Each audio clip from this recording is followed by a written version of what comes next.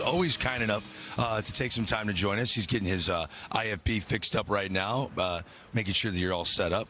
Brandon, how are you, man? I'm doing great, guys. Thanks for having me. So what do you think of all this money that's taking place, being thrown around right now all over the league? I thought it was only the Dodgers that would play with $700 million contract. I mean, there's a lot of really good players available and a lot of teams looking to be competitive. So it's a good time for the game. Do you guys feel like you got a deal on Shohei now? I don't even know how to quantify Shohei being able to do both. So, yeah, good point. No, it is incredible. Man, incredible year you guys had. It was a lot of fun to watch down the stretch, and there was a few guys. Obviously, we know the big names of Betts and Freeman and Shohei, but the one guy that you got at the deadline that turned out to be a huge factor in all the postseason run was Tommy Edman, who you just locked up for 5 years, $74 million. Did you think you were going to be getting that caliber of a player? I mean, Tommy played incredible for us. Obviously, that was probably exceeding everybody's expectations, but, you know, he's somebody that we have been after for years, and to finally be able to do that at the deadline, it was somebody that we felt fit perfectly into our mix. He's just a great all-around baseball player. There's instincts, base running. There's so much value that he brings outside of just what he can do in the box, and it really helps elevate everybody around him. And another great player was Teoscar Hernandez, you acquired. Just an outstanding ball player. He loved playing there in Los Angeles and was a big part of your club. I know that you've now signed Michael Conforto. Is there still a window open for Teoscar to come back? I know that he loved it there. Yeah, Teo was incredible for us, both on the field, off the field, the impact he had in the clubhouse with younger guys. So, you know, those are conversations we'll continue to have. And like we said, lucky enough to add Michael, and we'll keep looking to add talent where we can. Blake Snell was added to your rotation, a massive contract for 5 years. But I'm wondering, are you guys done looking for elite frontline starters? I mean, we're always trying to be opportunistic, and add talent any way we can. So, you know, those are things that we'll kind of evaluate the market over the coming weeks and see how we can continue to improve this team. So a pitcher who might, you know, think he's worth $200 million would be something the Los Angeles Dodgers would consider right now. We will continue to be opportunistic. How great is it for you to look down at that right there and see the 2025 rotation and see Shohei as an option? I mean, are you guys excited for this season to actually see why you gave him the $700 million to be that two-way guy? Yeah, absolutely. Obviously, we get to benefit from the offensive side, which was amazing to watch night in and night out, and to even like fathom that he can do the other part is really difficult to comprehend. So watching him work on a daily basis from the offensive side, and then, you know, towards the end of the season, the work that he puts in and how meticulous his bullpens are, I think, you know, it's no wonder why he's as good as he's been. So we're excited for the addition. We talked about Tommy Edman, and what was the decision? It seems like Mookie Betts is now going to go to shortstop. Well, how does that work, the decision to go with Tommy Edman in center and Mookie Betts at shortstop as opposed to the reverse of that? Yeah, I think, you know, obviously having conversations with Mookie last year, we asked him to do an incredibly difficult thing of like, just, hey, go learn shortstop on the fly. Like, oh, you've been a Gold Glove right fielder, go do that. So it's a testament to Mook and how selfless he is, and he's going to do whatever he needs to do to help us win. He, you know, through conversations with him, he's like, I can do this. Like, give me a full off season, I can do it, and I'm not going to be the guy that bets against Mook, you know, goes against Mook on that one. I will not bet against him. So we know that Tommy can play center. He can play a lot of different places, which is a huge benefit and part of his value. So that's kind of how that came about. Are bullpen arms the number one piece of the puzzle right now when you guys are up in the suite? Are you looking to add to the bullpen? Is that the number one priority for the Dodgers? I mean, right now we feel really good about our pen as is. You know, we used 40 pitchers last year, I think, so you can never feel great about your pitching. So it's continuing to evaluate what's available, and if that is what makes the most sense as we look to balance out the team, that's what we'll go explore. And you're comfortable 2 years Blake Treinen at his stage of his career in his upper 30s? Yeah, Blake takes incredible, you know, he does an incredible job taking care of himself. We saw the stuff continue to peak as this season went on, and this is somebody that'll never say, I don't want the baseball, and we've seen him time in and time out. It's just a guy that you can really trust and that you want out there in those biggest spots. I want to go back really quick because obviously you were there and you're one of the biggest parts of that organization, but when Freddie Freeman hit that grand slam, where were you? What were you feeling? What was happening? Yeah, we were up in the box, with our families. And I mean, I don't think I can't jump very high, but I don't think I've ever jumped higher in my life. It was like absolutely incredible, and almost immediately it was like, this is going to be on TV forever. Like, this is the Kirk Gibson. Like, you will see this forever. To be able to witness that live you kind of felt it right away. A lot of talk and buzz about trades right now. Yeah, what am I doing up here after that? Thank you for your time. Can you go give us like some more news, maybe? As a trade for a third baseman, maybe. I don't know. No offense. Just a thought. Brandon Gomes, lots of fun, man. Thanks for hanging out with us. Appreciate it, guys. Thanks so much. GM of the Los Angeles Dodgers. Did I say trade for a third baseman? Is that what I just said? Yes, you did. Is there a third baseman that, I don't know, would consider going out to Los Angeles? Oh, there he is. Nolan Arenado. The latest on the trade talk for this 10-time Gold Glover. I'll be talking to insider Derek Gould when we come back on MLB Tonight. Welcome back to MLB Tonight from the Winter Meetings, presented by Cone Resnick. We are live in Dallas on a day where Garrett Crochet reportedly traded to the Boston Red Sox. I want you to revisit the starting pitching market, the guys that have signed, and not from like, in order in terms of time, in order in terms of money. Alex Cobb gets 1 year, $15 million with the Detroit Tigers. He didn't make a handful of starts last year in the regular season, but he can spin the baseball. He's a veteran. The Tigers pounced on Alex Cobb. Then you go to the next biggest contract we saw, and that's when the Mets gave Frankie Montas a 2-year, $34 million deal. Frankie didn't really light it up after he was dealt to the Brewers, but he's a guy that sells great velo, terrific spin rate. Frankie Montas can still miss bats. So that's what the Mets gave him. Now, one of his former teams, the A's, they signed Luis Severino. Luis Severino gets a historic contract from the Athletics organization. 3 years, $67 million to be the ace of a team that is overflowing with position player talent. The A's getting Severino. The next biggest contract, Nathan Eovaldi. This was just last night. He's going to stay in Arlington. 3 years, $75 million. Chris Young, being the president of baseball ops, former big league pitcher, if you know how hard it is to do this job, you'll love Nathan Eovaldi. He'll take the ball whenever and can still get strikeouts.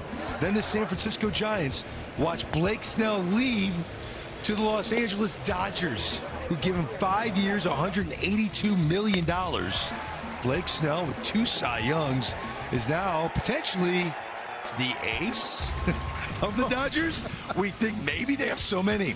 The New York Yankees yesterday reportedly agreed to an 8-year, $218 million deal. A record for a lefty. Max Fried will be in the Bronx wearing pinstripes, adding to that rotation that is led by Garrett Cole. So these are the contracts given out to free agent starters that we've seen so far this offseason. Working our way up, we see what the biggest contract is. Max Fried, $218 million. The AAV, tip your cap to Blake Snell.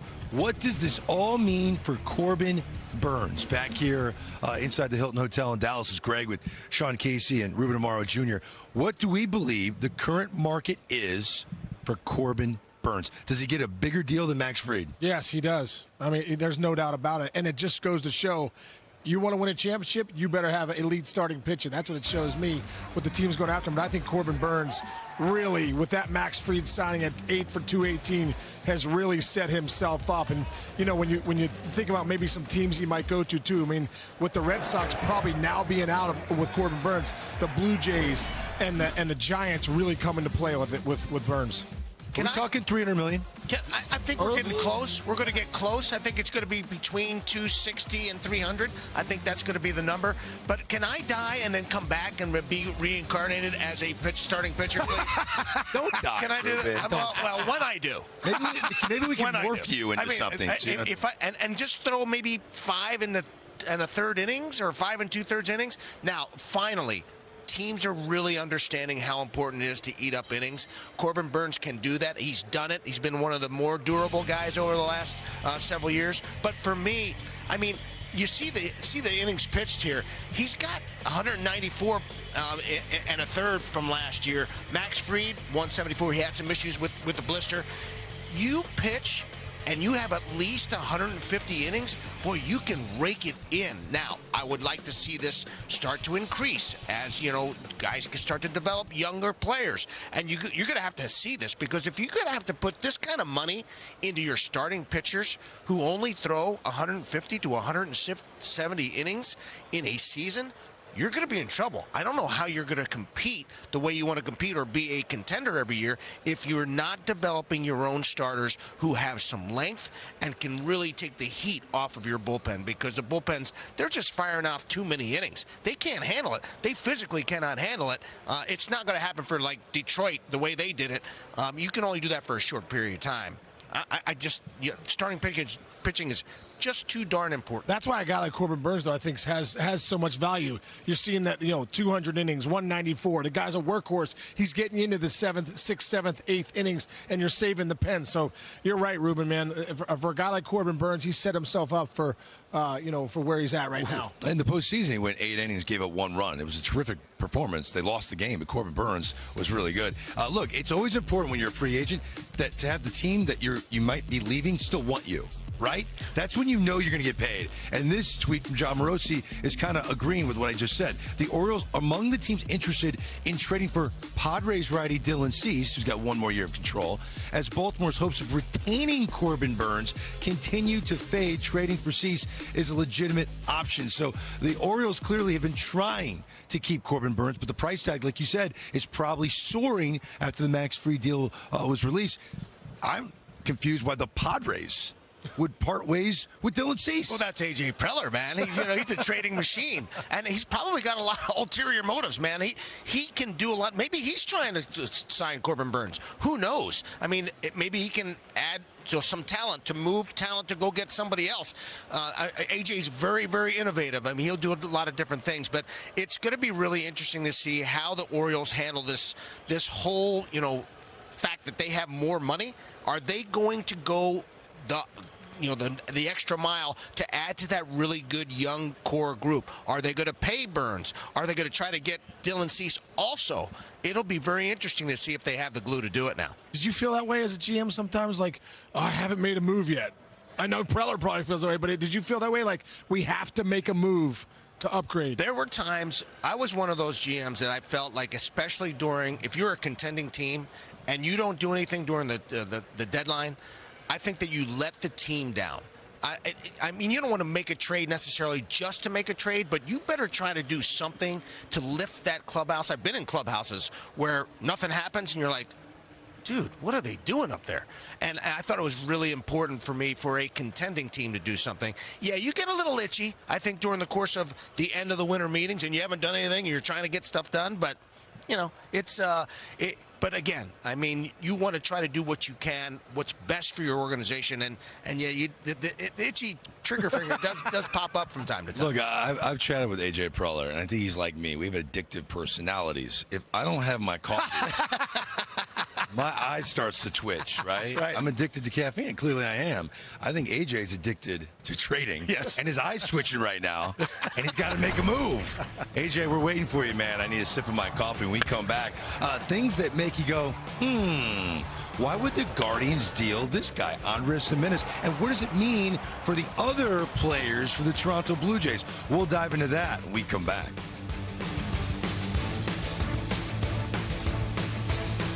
皆さん、ここまでお付き合いいただきありがとうございました。2024年はドジャースにとって歴史的な年となり、素晴らしい瞬間の数々が生まれました。ワールドシリーズ制覇を果たし、ファンの皆さんと喜びを分かち合えたことは、私たちにとってかけがえのない思い出となりました。特に印象的だったのは、選手一人一人の活躍とチームの一体感です。スネルの安定感抜群のピッチング、と来年のポストシーズンでの勝負強さ、そしてヘルナンデスが見せた力強いスイング、これらの瞬間がドジャースのチームとしての力を示してくれました。そしてこの成功を支えてくれたのは、何よりも皆さんの熱い応援です。さらに新たに加わった佐々木朗選手のような若き才能がドジャースの未来をさらに輝かせてくれることでしょう。佐々木選手は、日本での素晴らしい実績を持つだけでなく、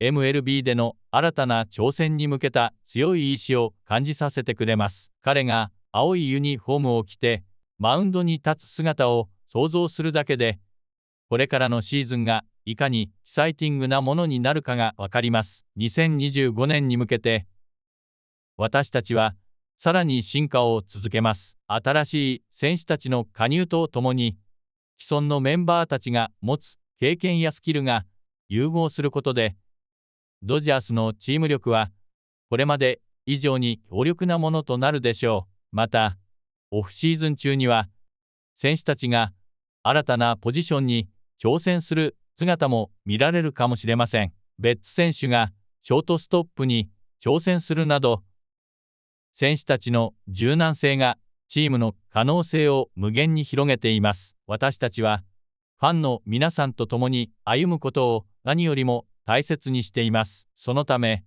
ファンとの絆を深める様々なイベントや活動を予定しています。例えば、選手たちとの交流イベントや、ドジャースの歴史に触れる特別展示、新世代のファンを育てる教育プログラムなど、多岐にわたる取り組みを計画中です。これらの活動を通じて、ドジャースファミリーの一員であることを実感していただけることを願っています。また、2024年の成功を土台に、2025年シーズンもさらに高みを目指します。そのために、私たちは新たな戦略や技術の向上に取り組み、選手たちがより良いパフォーマンスを発揮できる環境を整えていきます。ドジャースの施設では、最先端のトレーニングプログラムが導入されており、選手たちは技術面だけでなく精神面でもサポートを受けています。ファンの皆さんも、その進化を応援し続けてください。さらに、私たちは社会貢献活動にも力を入れています。地元のコミュニティと連携し、若者たちにスポーツを通じて夢と希望を与える取り組みを続けています。このような活動を通じて、ドジャースがフィールド内外で模範的な存在であり続けることを目指しています。私たちのストーリーはここで終わりではありません。むしろ、これから始まる新たな章への序章に過ぎません。これからも皆さんと一緒に新しいページを作り上げていきたいと思っています。ぜひ、チャンネル登録をして、最新情報や選手たちのストーリーをお楽しみください。そして、コメント欄で皆さんの感想や期待を教えてください。どのような意見でも、私たちにとっては大切な宝物です。また、SNS でドジャースを使って皆さんの熱い思いをシェアしてください。その投稿が他のファンにも喜びや感動を届けるきっかけになるかもしれません。公式ウェブサイトでは、新シーズンの最新情報や限定グッズの販売も行っていますので、ぜひチェックしてみてください。ドジャースファミリーの一員として、2025年も共に歩んでいきましょう。私たちの目標は、ただ一つ、再びワールドシリーズのトロフィーを手にし、皆さんとその喜びを分かち合うことです。そのために、選手、スタッフ、そしてファンの皆さんが一つになって、夢の実現に向かって進んでいきましょう。次回の動画でお会いできるのを楽しみにしています。それでは、またお会いしましょう。